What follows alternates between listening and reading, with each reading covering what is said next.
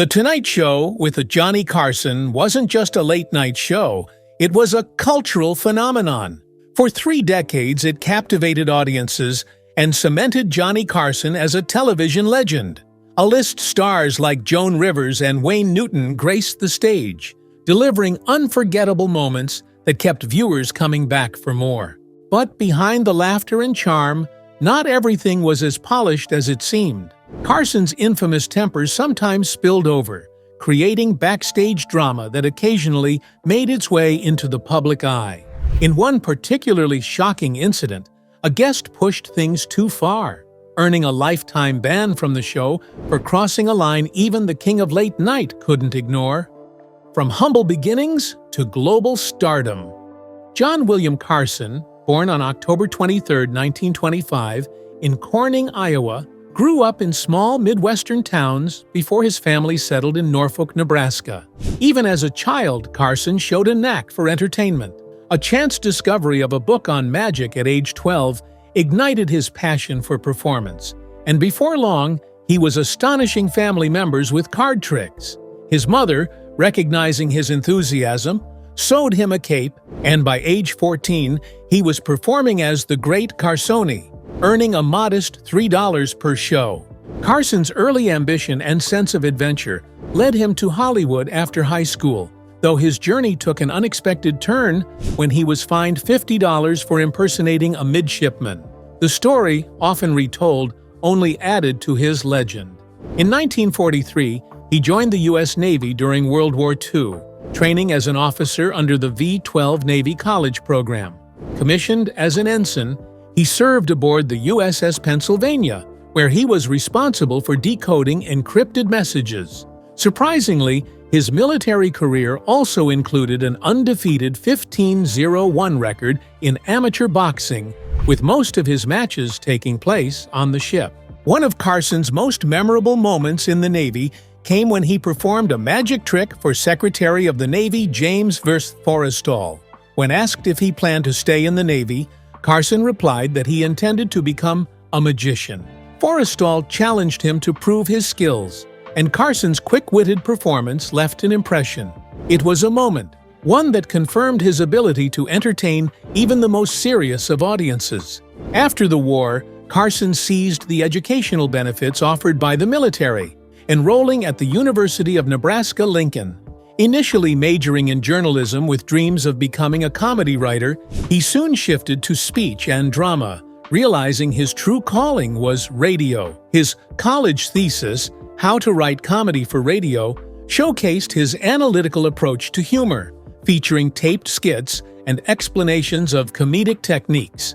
The project allowed him to graduate in just 3 years with a degree in radio and speech, along with a minor in physics.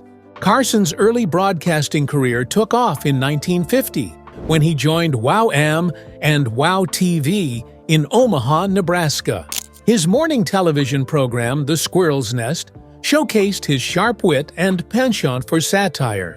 One standout segment involved interviewing pigeons on the courthouse roof, humorously exposing local political corruption. His ability to blend comedy with current events set him apart, and he soon found himself hosting local events, rubbing shoulders with some of the very figures he lampooned on air. A fortunate connection through the wife of a spoofed politician led Carson to Los Angeles in 1951, where he landed a role at KNXT, a CBS-owned television station. There, he launched Carson's Cellar, 1951 to 1953, a low-budget but cleverly written sketch comedy show that caught the attention of established comedians. Among his admirers was Red Skelton, who hired Carson as a writer in 1953. Carson's big break came unexpectedly the following year, when Skelton knocked himself unconscious just before a live broadcast. Stepping in at the last minute, Carson proved his ability to think on his feet and entertain an audience under pressure. Jack Benny, another comedy legend, recognized Carson's talent and invited him onto his show in 1955. Carson, imitating Benny's mannerisms, jokingly accused the veteran comedian of copying him, a moment Benny later recalled when predicting Carson's bright future in comedy. Throughout the 1950s, Carson hosted multiple shows, including the game show Earn Your Vacation, 1954, and the variety program The Johnny Carson Show. The career-changing show. In the early 1960s, late-night television was still finding its footing. NBC's Tonight Show had launched in 1954 with Steve Allen, a sharp-witted host who set the foundation for what would become the quintessential American talk show. When Allen left in 1957, Jack Paar took the reins, bringing a more personal and sometimes unpredictable style to the program. By 1962, however, Tonight needed a new host, and NBC had its eyes on a rising star, Johnny Carson. Carson had already made a name for himself on Who Do You Trust?, where his humor and charm made him one of television's most sought-after personalities. Yet when NBC first offered him the job, he hesitated.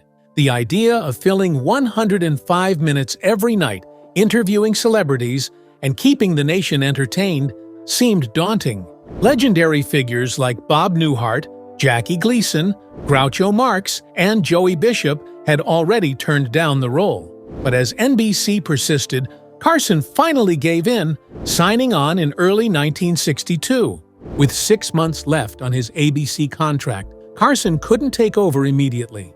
Instead, a rotating cast of guest hosts, including Marx, Merv Griffin, Jerry Lewis, and Donald O'Connor, kept Tonight running until Carson made his long-awaited debut on October 1, 1962. At first, the transition wasn't easy.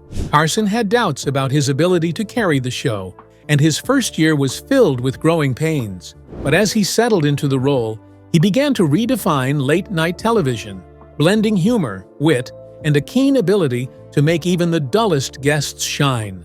Billy Wilder once said of Carson, "By the simple law of survival, Carson is the best. He enchants the invalids and the insomniacs, as well as the people who have to get up at dawn.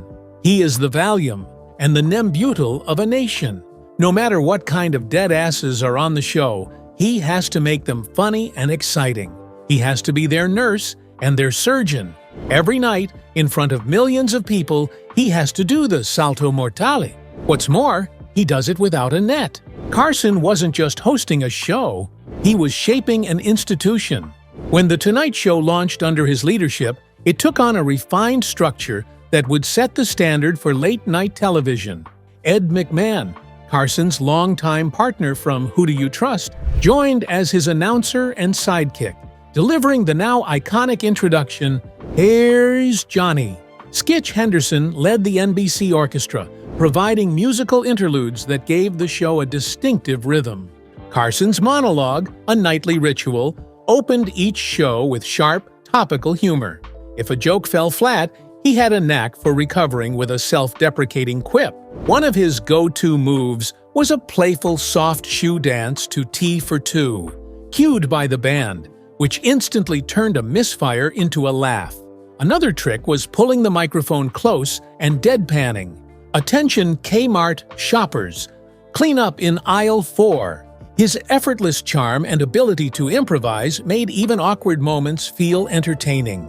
A signature of Carson's monologue was his phantom golf swing, a small, relaxed gesture that became an endearing trademark.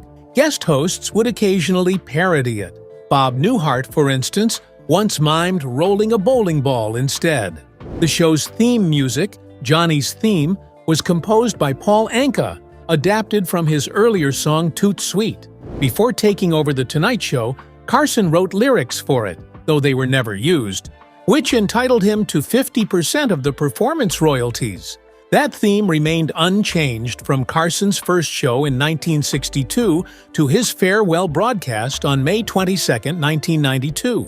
Originally filmed at NBC's headquarters in New York's 30 Rockefeller Plaza, The Tonight Show made a major move on May 1, 1972, relocating to Burbank, California.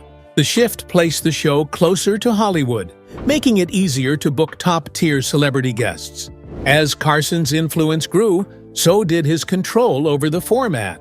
In 1980, he cut back his hosting duties to 4 nights per week, leaving Mondays to a rotating roster of guest hosts.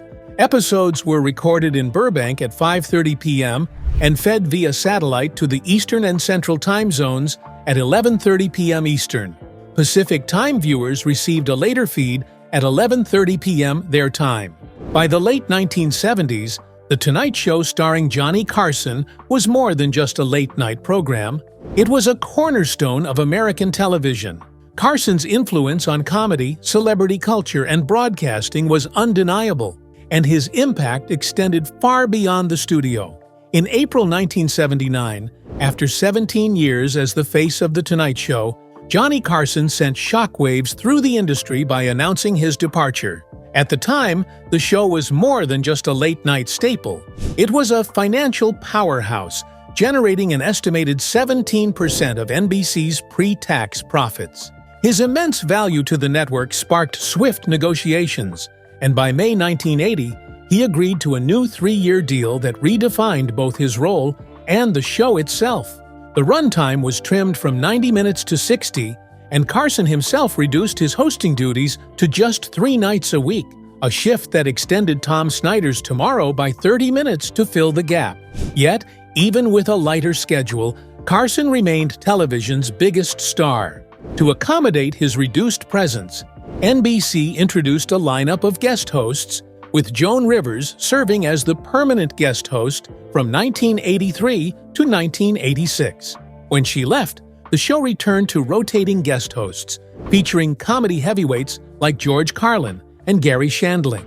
By 1987, Jay Leno secured the role exclusively, leveraging his willingness to keep his fee low for more bookings. As Carson continued scaling back, NBC kept audiences engaged with the best of Carson on Tuesdays, airing classic reruns that highlighted his timeless appeal. Despite working fewer hours, Carson's influence and earnings only grew. By the mid-1970s, he was the highest-paid television personality, bringing in an astonishing $4 million per year, equivalent to nearly $19.3 million today. Hollywood came calling, offering him major film roles, but he repeatedly turned them down. He passed on the Thomas Crown Affair, leaving the part to Steve McQueen, and declined a role in Blazing Saddles, which went to Gene Wilder. Even Martin Scorsese personally approached him for The King of Comedy, offering him a role opposite Robert De Niro. But Carson walked away, and the part ultimately went to Jerry Lewis. Carson's legacy was solidified in 1987 when he was honored with a Peabody Award, marking his 25th anniversary on The Tonight Show. The board's praise captured his impact: an American institution, a household word, and the most widely quoted American. Even as his schedule shrank, his presence loomed larger than ever, cementing his place as a legend in television and comedy. Celebs who have been banned from The Tonight Show. For decades, The Tonight Show wasn't just a talk show, it was the ultimate gatekeeper of Hollywood's success. If you made it onto Johnny Carson's stage, your career could skyrocket overnight. But what if you crossed Johnny? You might as well start packing your bags for obscurity. Carson took Rivers' departure personally and cut ties with her professionally. She wasn't just a guest, she was practically family, and maybe something more. A frequent guest host, she credited Carson for her rise to stardom. Their chemistry was undeniable, their banter effortless. But in 1986, Rivers made a career-killing move. She accepted a late-night show at Fox without telling Johnny first. When Carson found out, he was furious. Not only did he ban Joan from The Tonight Show, a punishment that lasted until Jimmy Fallon lifted the ban in 2014, but he made sure anyone who appeared on her show would never be welcome on his. But here's where it gets even juicier. Rumors swirled that Rivers and Carson had an affair. Could this ban have been more than just a business fallout? Some speculated that Rivers' departure may have affected Carson on a personal level, though no concrete evidence of a deeper relationship exists. For a rising comedian or actor, that was social suicide. Rivers later admitted that she tried to mend fences, but Carson never spoke to her again, not once, before his death in 2005. And Rivers wasn't the only one who felt Carson's wrath. Rich Little, the master impressionist who could mimic anyone, was once a Tonight Show staple. He was so good at impersonating Carson that he did it everywhere, at clubs, at award shows, and even on The Tonight Show itself. At first, Carson laughed along, but behind the scenes, he hated it. By 1982, Little was gone. His invitations suddenly dried up. He later claimed that Carson banned him for mocking him too much, though Carson's producers insisted it was because his act got stale. Stale or not, the message was clear. Make fun of Johnny Carson too many times and you disappear. Years later, Little got the last laugh. He portrayed Carson in HBO's The Late Shift, a film that aired out all the dirty drama of The Tonight Show's succession battle. But by then, Carson's iron grip had already made its mark. One thing was for sure. Crossing being banned from The Tonight Show could certainly impact a comedian's career, but many still found success through other platforms. And The Tonight Show? It has seen its fair share of guests who definitely crossed that line. Bobcat Goldthwait. Playing with fire. Literally. When someone says they're on fire during an interview, it's usually just a metaphor, unless you're Bobcat Goldthwait. On May 9, 1994, the eccentric comedian decided to literally set his chair ablaze during a live taping of The Tonight Show. The audience? Shocked. The producers? Freaking out. Jay Leno? Probably rethinking his entire career choice. This wasn't some pre-planned stunt. It was pure Goldthwait chaos. Security swarmed, and after the flames were put out, so was Bobcat's Tonight Show career. He was arrested, fined $2,700, and narrowly avoided actual jail time by agreeing to do PSAs about fire safety, because nothing says responsible role model like lighting talk show furniture on fire. Leno, ever the sport, allowed Bobcat to make a brief cameo later. As a man buried in dirt, message received. When Jay Leno first took over The Tonight Show in 1992, Howard Stern was actually one of his biggest defenders. But in 1995, Stern showed up ready to burn every bridge in sight. Flanked by two bikini-clad models, Stern had them engage in some very NSFW antics, too wild even for late-night TV. The moment things got really out of hand, Leno didn't just sit there and fake a smile. He straight up walked off the stage. Stern's more explicit moments were edited out of the broadcast. And just like that, his Tonight Show days were over. Stern, never one to let a grudge go, trashed Leno for years afterward. Eventually, the two made peace, but their late-night relationship was dead on arrival.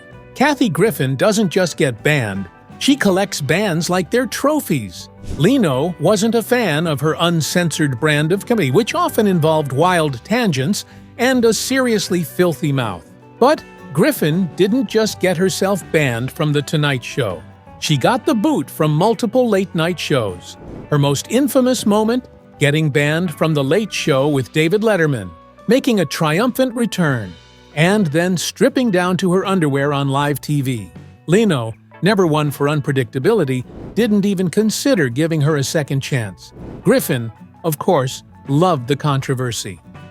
Howie Mandel, a 12-foot mistake. Some bans come from outrageous behavior, others just from really bad comedy. Howie Mandel was not a troublemaker. In fact, he was a Tonight Show favorite, racking up 21 successful appearances. But on his 22nd visit, he made one fatal mistake. He brought a 12-foot saber-toothed tiger prop. Sounds weird? It was. The bit was clunky. The logistics were a disaster. And worst of all, Carson wasn't in on it. If there was one thing Johnny Carson hated, it was a guest pulling a stunt without warning him first. The result? A painfully awkward segment that completely bombed. And Carson, never one to fake enthusiasm, made it clear he was not amused. That was the last time Mandel was ever booked on The Tonight Show. While Mandel bounced back with a successful career, he probably still cringes thinking about that 12-foot tiger. Moral of the story, don't mess with late-night hosts.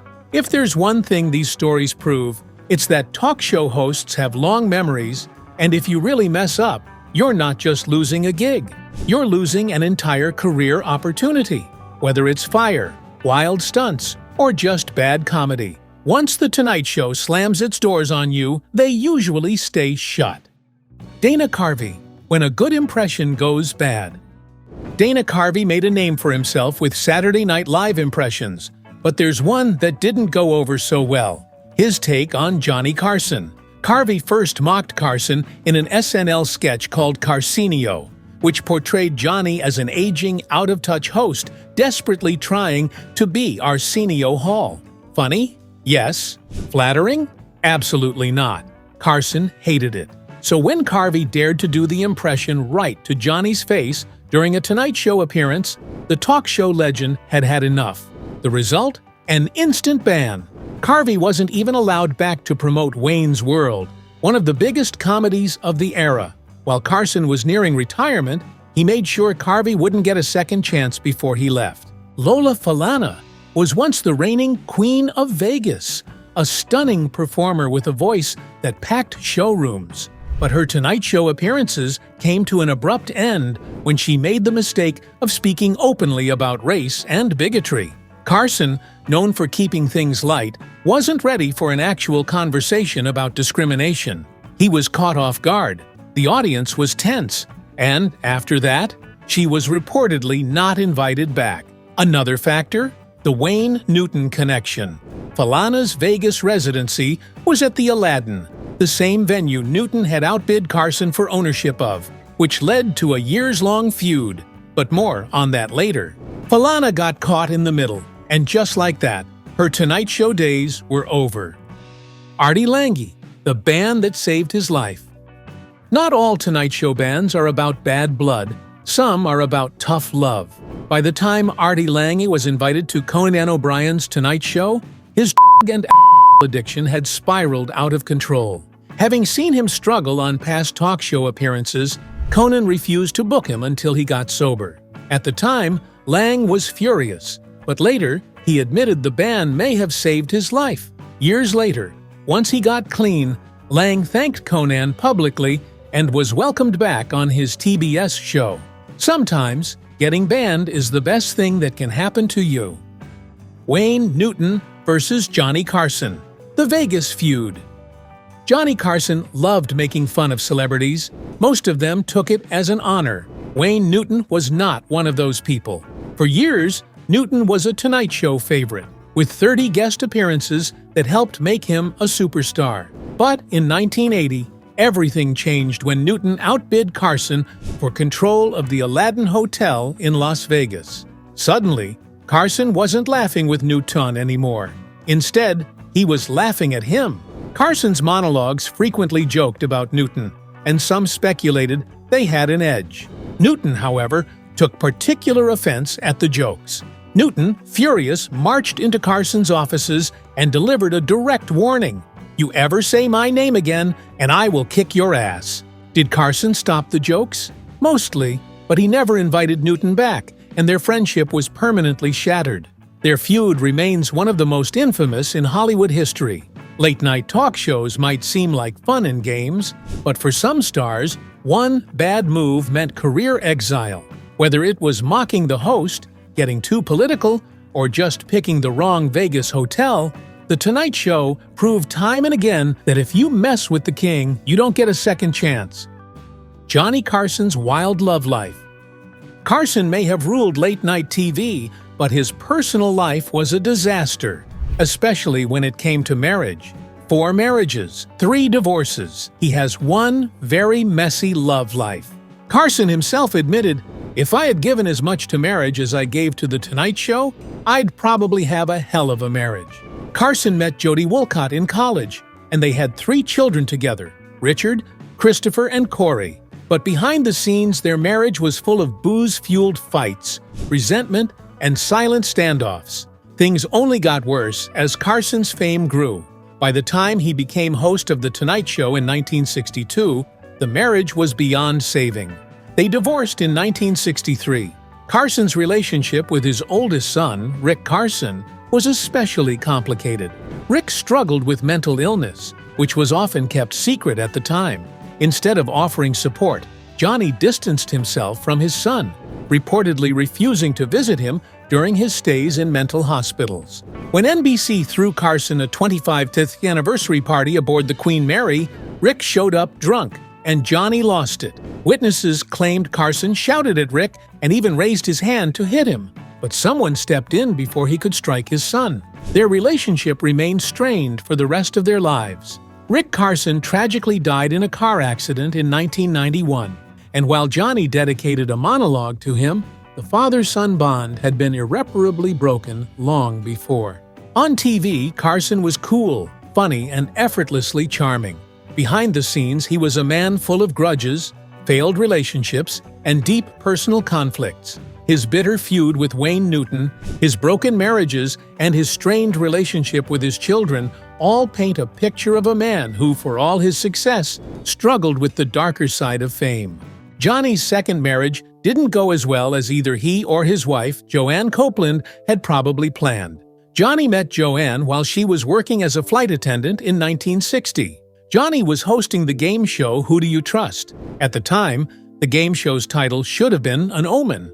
They married in 1963, but their marriage only made it through 1972, as Copeland had an affair with football player Frank Gifford. Carson also had affairs during this time too.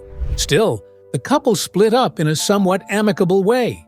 Copeland was still supportive of Johnny's TV career even during their tumultuous relationship and after they parted ways. Joan Copeland's affair with Frank Gifford wasn't well known at the time, but became known to the public in 2013 when Carson's former lawyer, Henry Bushkin, wrote a book about the sordid details of Johnny's life. Johnny Carson's second marriage was doomed from the start, but no one expected just how messy it would get. Henry Bushkin, Carson's right-hand man and lawyer, who later spilt the scandalous details. According to Bushkin, Johnny wasn't just suspicious of his wife Joan Copeland's affair.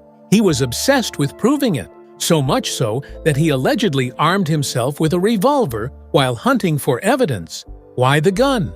Was it paranoia? Was he planning a dramatic confrontation? Bushkin never got a straight answer, but he was roped into the scandal anyway. Carson insisted that Bushkin help gather proof that Joan was cheating with football star Frank Gifford. At first, Bushkin was hesitant, but when Johnny Carson cries in front of you, yes, cries, it's hard to say no. And cry he did, openly sobbing over the betrayal. Eventually, Bushkin found the damning evidence. The fallout sent Carson spiraling. He went on a booze-fueled bender with his Tonight Show sidekick, Ed McMahon. Picture it, Johnny Carson, America's king of late night, drowning his sorrows in liquor, devastated that his wife had played him for a fool. Years later, the affair would come back to haunt Frank Gifford when his wife, TV host Kathy Lee Gifford, directly asked him if he had cheated with Joan. His response? I don't remember. Convenient, right? Of course, by then Gifford had been diagnosed with a degenerative brain disease, leaving the truth buried forever. Here's the kicker. Johnny Carson may have been heartbroken, but he wasn't exactly innocent either. Throughout their marriage, Joan knew he was cheating. She had no hard proof, but the extravagant gifts, Rolls-Royces, diamonds, luxury vacations, were dead giveaways. Why else would he be showering her with riches, if not to cover up his indiscretions? And then there was Joan Rivers. According to speculation and industry rumors, Carson and Rivers had a complex personal and professional relationship. However, Rivers never explicitly confirmed an affair. And not just a fling. This happened while she was still married to Edgar Rosenberg, the television producer who would later take his own life. Their marriage lasted 22 years, but the affair with Carson was an open secret in Hollywood circles. Carson, undeterred by scandal, wasted no time moving on. The ink on his divorce papers from Joan had barely dried when he married his third wife, Joanna Holland, in 1972. And just like his previous marriages, this one came with its own secrets, affairs, and explosive fights. It all started in 1971 at the legendary 21 Club in New York. Carson was smitten from the moment he laid eyes on Joanna Holland, one of the highest-paid models of the era. He later admitted to people that he was flirting like a sophomore, but make no mistake, Carson was a man who got what he wanted. Holland, freshly divorced from world backgammon champion Tim Holland, was raising her son Tim in a modest New York apartment. And then came Johnny. Their first date, none other than Carson's 46th birthday celebration. From that night on, he was relentless, calling her every single day at exactly 4:30 p.m. for a year straight. However, love and obsession are two different things, and their relationship soon hit a major snag. When The Tonight Show moved from New York to California, Holland wasn't thrilled. She loved New York and had no intention of leaving, but Carson? He wasn't asking. He was telling. "You're coming to California with Tim, and we're going to be married," he demanded. Holland reluctantly followed, and soon they were hosting glamorous dinner parties in Burbank's elite circles. But unlike his ex-wife, Joan Copeland, Holland wasn't consumed by Carson's world of comedy and late-night TV. She was fine letting him be the star while she stayed in the background. What she did have to deal with, though, was Carson's dangerous relationship with alcohol. In the 1979 60 Minutes interview, Carson himself admitted, "When I did drink, rather than a lot of people who become fun-loving, gregarious, and love everybody, I would go just the opposite. And it would happen just like that." Holland knew this all too well. She later spoke out into the biography Carson the Magnificent, recalling the explosive moments she endured. But like the women before her, she stuck it out, until she didn't. The glitz and glamour weren't enough to keep the marriage together. By 1985, their relationship had crumbled, ending in yet another high-profile Carson divorce.